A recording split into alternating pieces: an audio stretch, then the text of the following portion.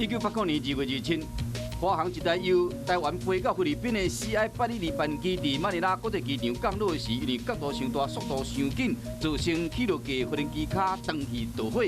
124个旅客内面有5个人死亡，37个人轻重伤。